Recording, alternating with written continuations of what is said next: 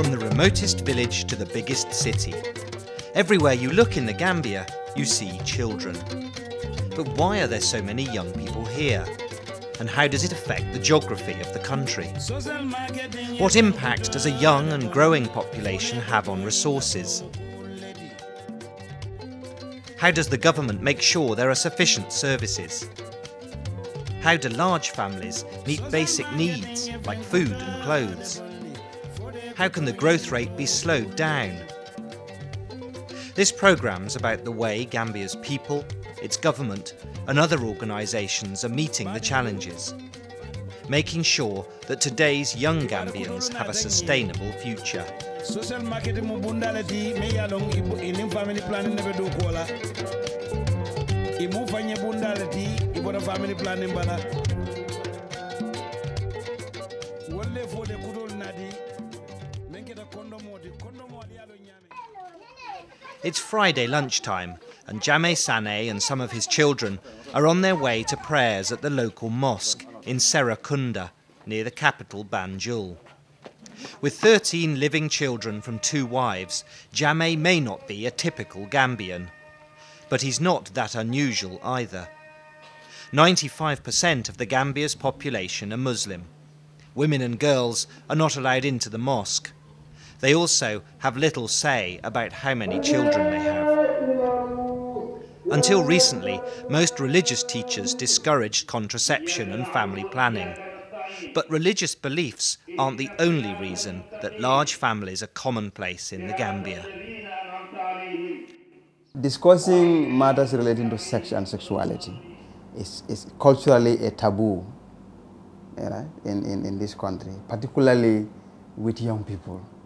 Young people like your kids, it's not generally done in our culture, in our families, in our tradition. At just over 10,000 square kilometres, the Gambia is Africa's smallest country. It's dominated by the River Gambia, which flows for 487 kilometres.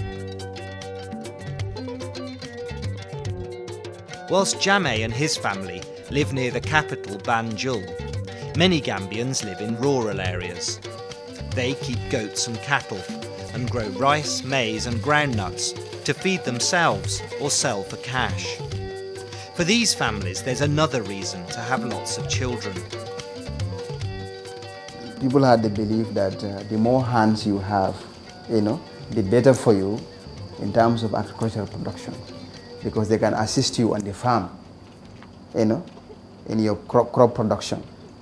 Okay, that has been the idea a long time. And as a result, people are raising, large families. For many Gambians, including Jame, religious, cultural and economic beliefs combine to create a preference for large families. The birth rate, or the number of children born per 1,000 population each year, is 40, more than 3 times as many as most more economically developed countries, or MEDCs. The result is that the Gambia has one of the youngest populations of any country in the world. The high birth rate means Gambia's population pyramid has a wide base. This narrows quickly because a lot of people die before they reach 40. With few medical facilities, 11 mothers die for every 1,000 children born. The infant mortality rate is 73 per 1,000 live births, the 35th highest in the world. Average life expectancy is just 53 for men and 57 for women. And Gambia's youthful population is also a growing one. By 2050, its pyramid is expected to look like this. That's because at current growth rates, its population is expected to double every 28 years. With so many young people to provide for, parents like Jame struggle to meet all their needs, creating what's called a high dependency ratio. A country's dependency ratio tells us about the number of people who are of working age and those who are dependent on them. To work it out, Add the percentage of the population under 15 and over 64 and divide that by the percentage of people who are of working age. In the Gambia, 45% are under 15, 3% are over 65 and 52% are of working age. So the dependency ratio is just over 92%. In other words, for every 100 people who are of working age, there are just under 93 who need looking after.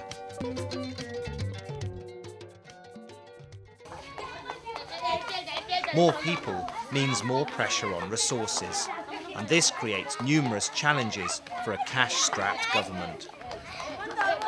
Once you have faced with this issue of population growing, the situation becomes complex for the government, particularly in terms of providing the needs of that population, be it in terms of health, it becomes a challenge, be it in terms of education, it becomes another issue, be it in terms of providing their other basic needs.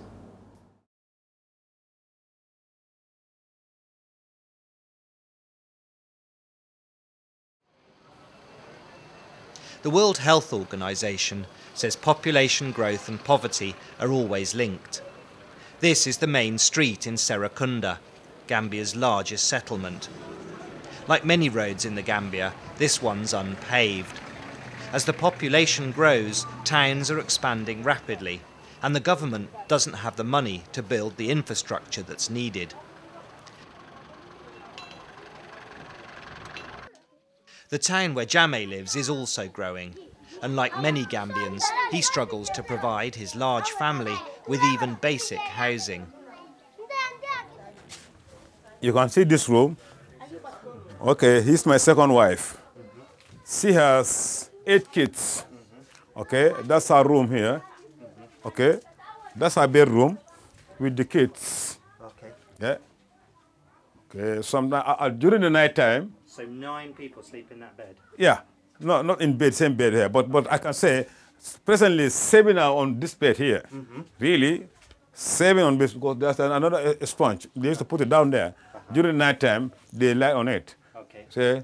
So that's the place. This is the place where Jammeh lives, there's no sanitation or running water. The family toilet's just a hole in the ground. When it's full, Jammeh and his neighbours will dig a new one somewhere else.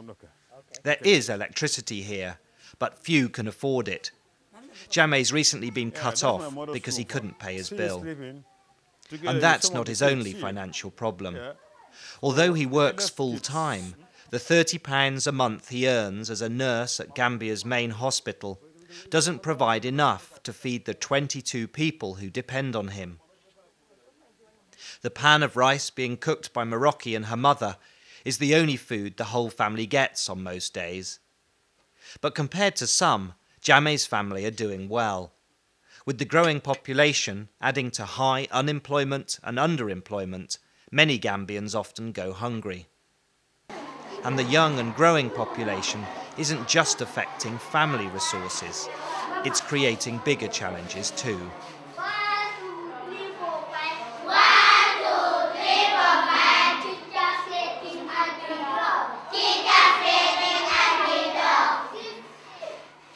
With no money to build new schools, this one has 3,000 students and only 26 classrooms. Like many others in the Gambia, it's had to adopt a 2-shift system. Half the children come to school in the morning and the other half in the afternoon. With a shortage of teachers, some have to work more than 12 hours a day.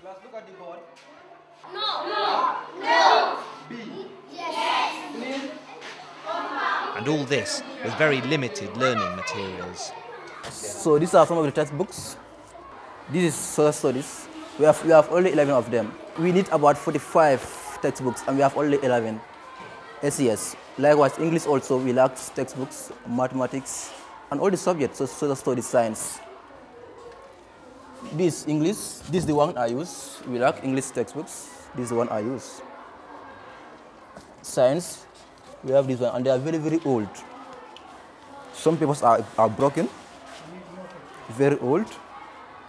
Yes, very, very old. But lack of books isn't the only problem. This block of 6 toilets has to serve the entire school. The ratio is 1:250, which is awful. So during the break period, you can find a long queue of 20, 30, 50 children all waiting to use the toilet facility at the same time. So I think there is real need to work hard as quickly as possible because it is becoming a health hazard.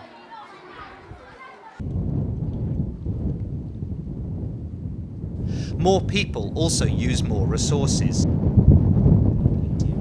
20 years ago, this land was covered with forest. Today, it's only fit for passing herds of nomadic goats. And this is one of the reasons it's become so degraded. Every day, vast numbers of trees are chopped down and taken out of the forest, destined to become firewood for Gambia's growing urban population. The situation is so serious that at the present rate of destruction, nearly all Gambia's forests will disappear within 50 years. Today, Gambians are amongst the poorest people in the world. But despite meagre resources, with the help of government policies and foreign aid, they are meeting the challenges created by their youthful population.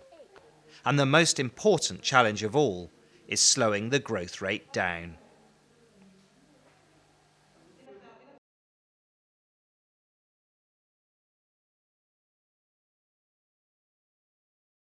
I've talked with my wife about that we couldn't stop it now.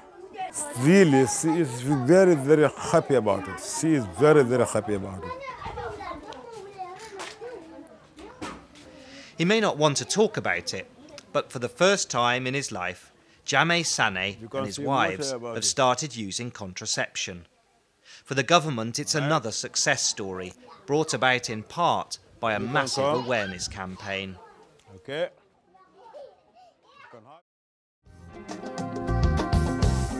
Akudi fa momenti wala mnyinti ko ni ya mingo bula wati doron isi kono tano. This advert made by the Gambian Family Planning Authority is one of many TV adverts that are broadcast every day in an effort to raise awareness of contraception. But not everyone in the Gambia has access to a television, so the awareness campaign uses different methods to get through to people. Ensa Singate and his family live 200 miles upriver in a remote part of the country, near Georgetown. They get their information via the radio, and right now they're listening to a weekly programme called Fankanta. The phone-in topic is family planning. But in rural areas like these, the average family lives on just a few dollars a week. And it's no good raising awareness of different types of contraception if people simply can't afford them. And that's why, working together with a non-governmental organisation, or NGO, called Futures, the Gambian authorities are promoting a new development concept called social marketing. Social marketing is a concept of putting health products into the commercial sector so that you increase access, so that you bring the products close to the people.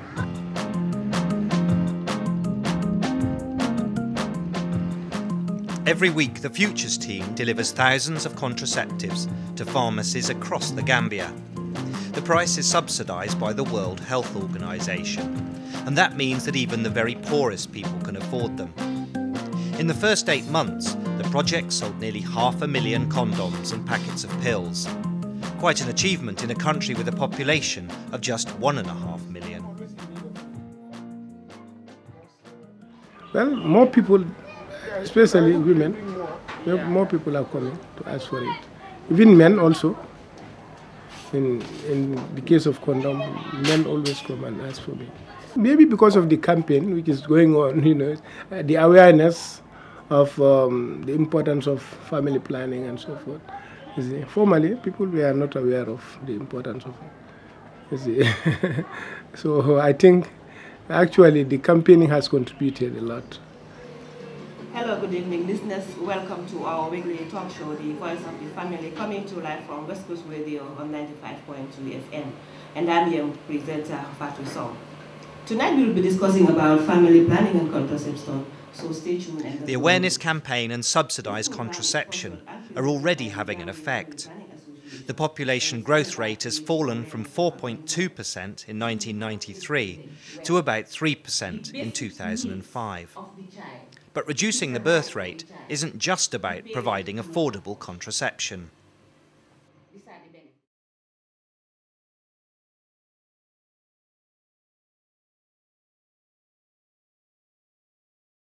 Okay, my first wife, she has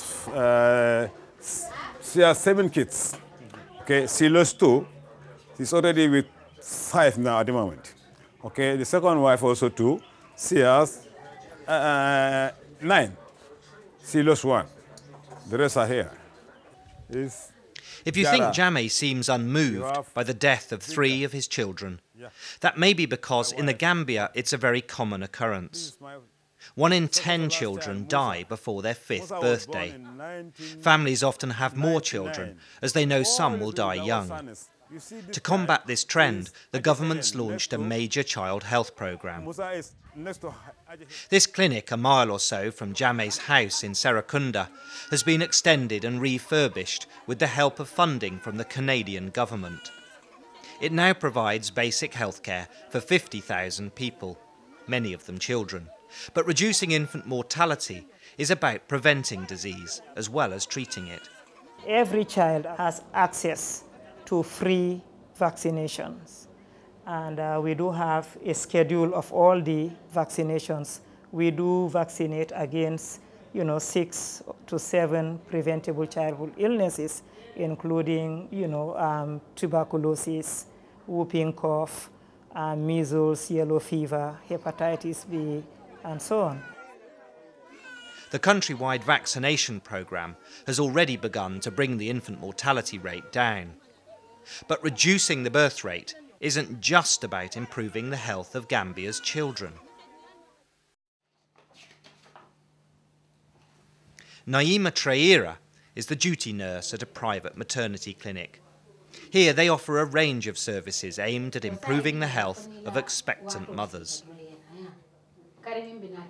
We help them to take care of themselves. We educate them on their physical well-being, and sometimes we even help them, counsel them on how to nurture themselves and their families.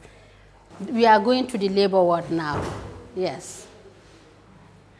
In the 1990s, Gambia had a total fertility rate, or TFR, of 7. In other words, during her reproductive life, the average Gambian woman would have had 7 children. As well as providing medical care to make births safer, centres like this one encourage women to space their births to allow their bodies time to recover. We always educate them to show them the importance of the spacing. Because if you don't space children, you always, every 2 years, 1 year, you have a child. The other one will not have a good health, and you won't be able to take care of that, your child, the one you have. So we always educate them also in that area, so that their children can have health, and they also can be healthy mothers and taking care of their children. The centre also offers counselling to women. And in a country where until recently talking about women's health was largely taboo, attitudes are changing remarkably quickly. Men they are understanding now, they are accepting, because many men they bring their own wife. They even tell the wife, sometimes they even tell the wife that you should go to family planning. Yes, they send them for our service. They send their wives and they give them money for to pay fare to go. And sometimes they even escort them. It's still early days, but better direct care for women, encouraging spacing and improving infant health care already appear to be having an effect. If you look at the total fertility rate, it took a downward trend to 6 in year 2000. And we are about to conduct the next national demographic and health survey, and I wouldn't be surprised, to see that things are beginning to stabilize. But of course, it will take some time. And the implications, of course, if we do not have it stabilized, it will be worse for our economies, because the little money that the state should spend on development projects will have to be spent on other social, projects for this kind of situation.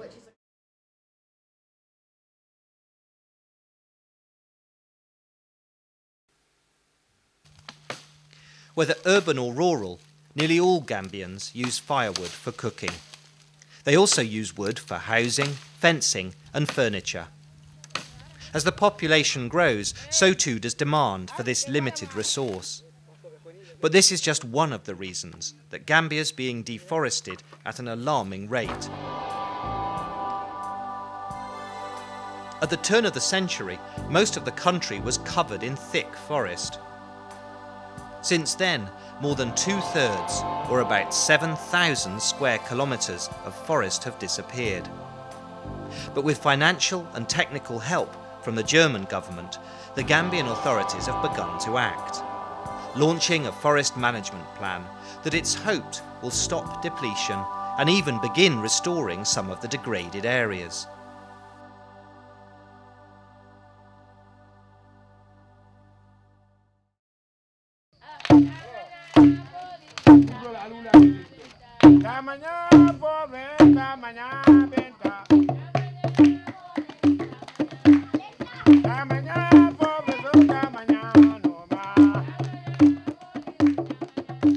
Music and dance are just two of the ways that forest educators get villagers to think about the causes of deforestation.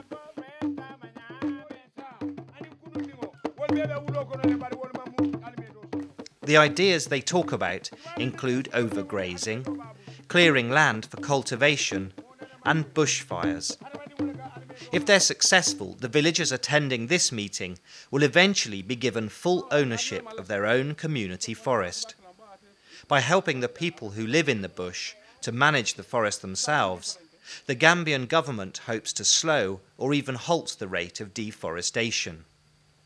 The forest educators also teach people to make better use of the many resources the forest has to offer.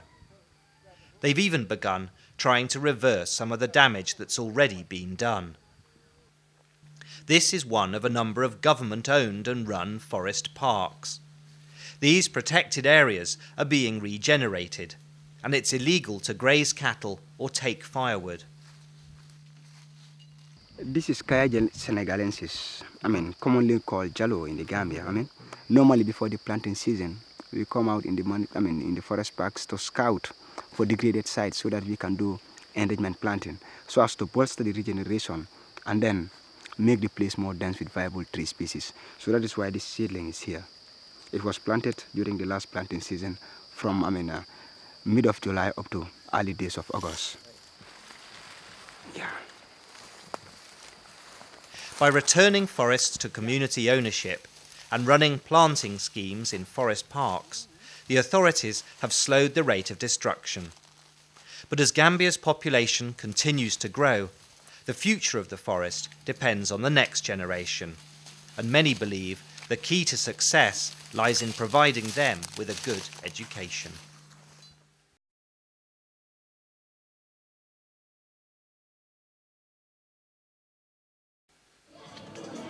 As one of the poorest 50 countries in the world, Gambia has a GDP, or gross domestic product, of about £1,000 per person. In order to get by, many families rely on income from their children, and 1 in 3 between the ages of 10 and 14 are working. In the 1990s, only 61% of girls attended primary school, and 3 out of 4 women were unable to read or write. But thanks to a government campaign, all that's beginning to change. People are becoming more and more aware of the fact that if you educate a man, you are educating one person. But if you educate a woman, you educate a nation. So that is why education is taking a new turn now. Education is the key of the world. Education is the key of the world. Yeah, if you're educated, you wouldn't mind to have any work with anybody. If the work find you, that's the most important one. Look at myself too. I'm not so educated. Because see, even my English is very poor because of I can't afford, my father can't pay my school fees as well. So you can see, I have the same problem. So I wouldn't like my kids to have this kind of problem too. Jame's daughters, Maroki, Helen and Mama, still do the chores like fetching drinking water, cleaning, washing, cooking and looking after younger brothers and sisters. But unlike their mothers, they also go to school. And that means they're much more likely to have fewer, healthier children. People are becoming more and more aware of the fact that the more children you have, the more it is difficult to give them the right type of education. So we have to bring in the family planning concept to have smaller families, to give them good education, to give them the right type of education that is needed for them to be able to take care of themselves when they grow up. This is Sakuta Lower Basic School, where some of Jame's children go. In the last 10 years, attendance here has almost doubled. Despite meagre resources, with careful management and help from foreign NGOs, the school's able to offer a basic education to more than 3,000 children. What we are working now is quality. How do we maintain quality education? How do we give quality education to our children?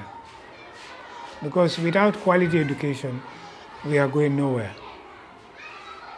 And to provide quality education, it needs resources. It needs manpower. And all that is money is expensive. And third world countries don't have enough money to meet those challenges. With funding from the World Food Programme, all the children who come to school also get a daily meal of rice and beans. And for some, this will be the only proper meal of the day. Despite the lack of resources and other challenges created by Gambia's young and growing population, there's little doubt that these children are much better educated than their parents. Something which everyone agrees is vital, as they're the ones who'll be the decision makers of tomorrow, shaping Gambia's future and place in the world.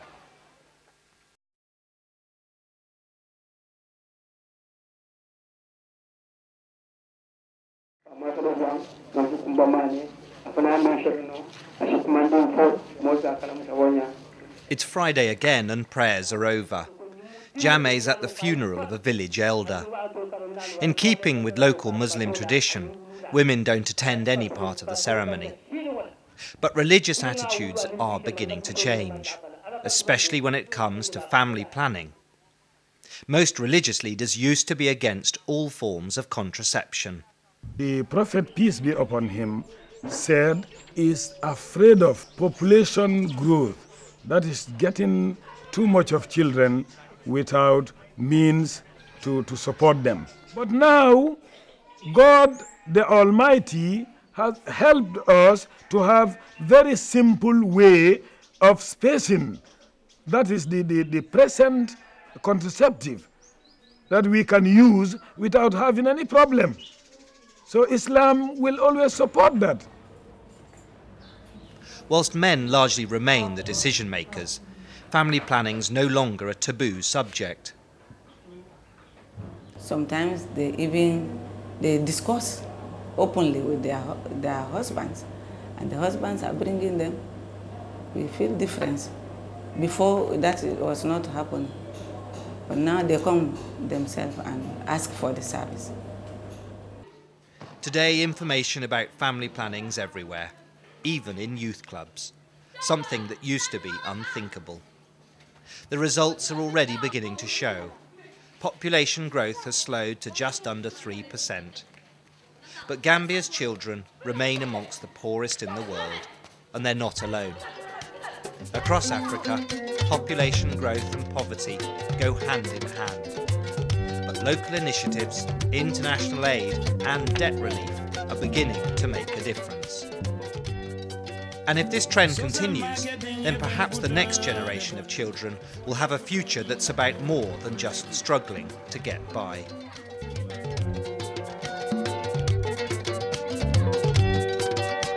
Social marketing even good the body for the good doing good lady.